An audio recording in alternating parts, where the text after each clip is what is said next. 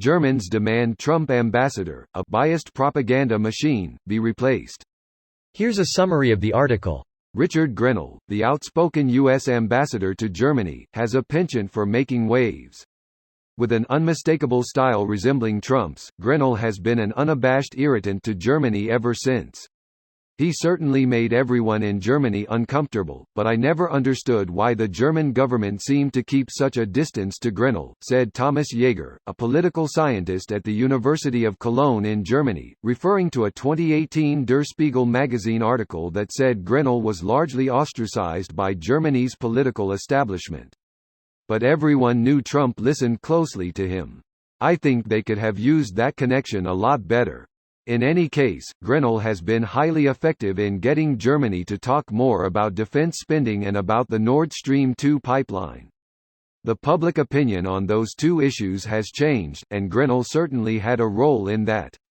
It's customary for ambassadors to refrain from commenting on successors, and several former U.S. ambassadors to Germany contacted declined to comment on Grenell's plans to remain ambassador. Malte Lemming, a journalist at Der Tagesspiegel newspaper, wrote that Grenell was going to be more important to Germany than ever before. He got on everyone's nerves for a long time, but now Germany is going to have to get along with him. Germany is highly dependent on the United States in the fight against terror, so a good relationship to Grenell is going to be essential.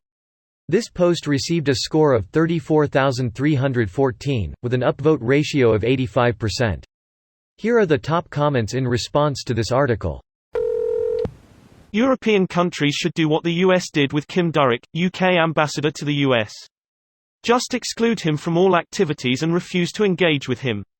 If the US wants an ambassador, then they will have to change him. Durek's crime: he called the White House dysfunctional in a private email. Greater than Durek's crime: he called the White House dysfunctional in a private email. Not just that, he called them uniquely dysfunctional, which obviously offended Trump as soon as someone explained to him what the word meant. Greater than, which obviously offended Trump as soon as someone told him it's an insult. FTFY. You know, people always tell me that the White House is dysfunctional, the most dysfunctional house in America. In fact, I heard one diplomat, I think she was from Britain or England or somewhere in Europe, and she said the White House is uniquely dysfunctional. You hear that? Isn't that the greatest? Have you ever heard ANYB Hoofa? What do you mean, it's our bad thing? You mean Britain, or Europe, or some other country in England. We wanted him out from day one on, when he, via tweet, tried to order German industry to stop doing deals with Iran under the agreement Trump left.